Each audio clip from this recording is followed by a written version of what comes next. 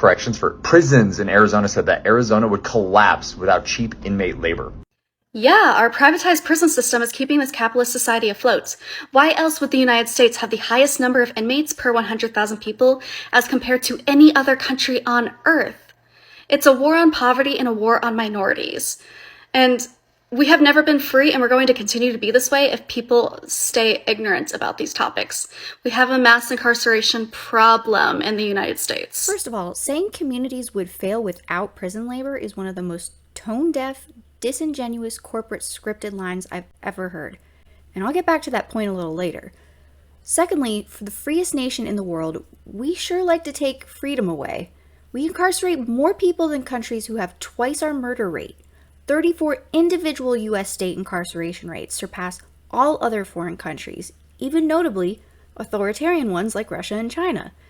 And in the heart of the pandemic, when there were fewer prison admissions, we were still outperforming the rest of the world, with 1 in 5 state prison systems at or above their design or rated capacity. That means the number of people or beds a prison can contain. And what's worse, state prison admissions didn't dwindle for long, and many prisons chose to label deaths as parole and probation exits. This was an invitation to corporations with financial interest in correctional facilities, signaling prisons were still open for business. And almost every aspect of prison life has been exploited to increase revenue. Costs are more often being placed on inmates and their families. Inmates who are far from family, as many are captive to telecom providers. Phone calls are $1 a minute, and prisons are eliminating in-person visitation, so telecom can charge $1.50 a minute for prison Skype. In the commissary, prisons are charging free world prices while inmate workers are unpaid or receive only cents per hour, which means families have to subsidize private retail or inmates get no hygiene supplies or ready food. Money transfers are expensive transactions, riddled with fine print, siphoning money through technicalities, and can easily bring debt to families. Depending on the state, you could owe room and board fees, medical co-pays for basic treatment or drug testing, even work clothes. Often, extended stay forces inmates into work release to pay off some of these debts, essentially a modern form of debt slavery. You can still be imprisoned over debt for a number of reasons. To decrease expenses, prisons exploit cheap labor.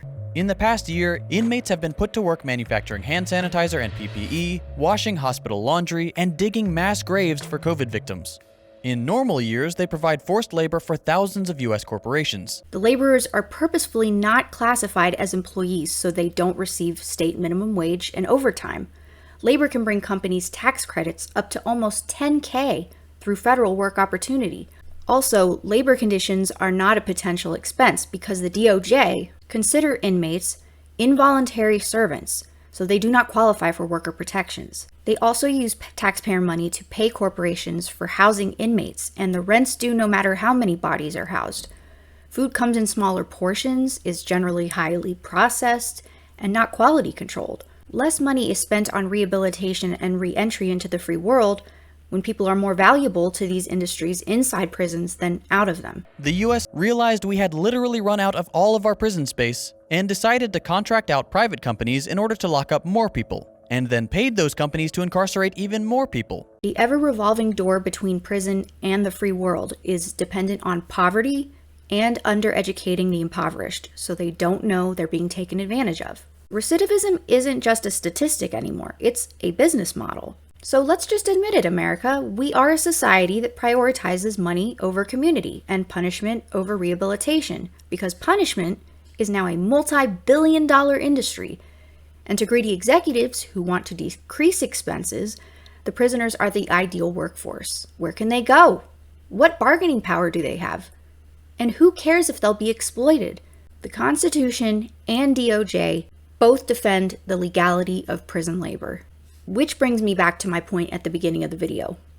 Saying communities would fail without prison labor. There have to be other ways to acquire revenue instead of off the backs of involuntary servants.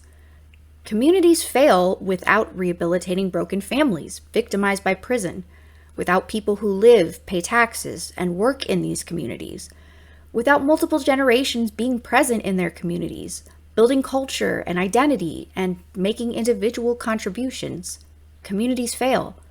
When corporations use prisons to extract profits, communities fail. And these are Black and brown communities, because Blacks are 5 times and Latinos are 1.3 times more likely to be incarcerated for longer periods than whites. We've tried punitive policy for decades, and it hasn't reduced prison admissions, and that should be no surprise given correctional corporate interest in keeping admissions high. We are criminalizing poverty, turning our most vulnerable into yet another outlet for profit. This is our modern legalized form of slavery. Question is, how do we get society to care?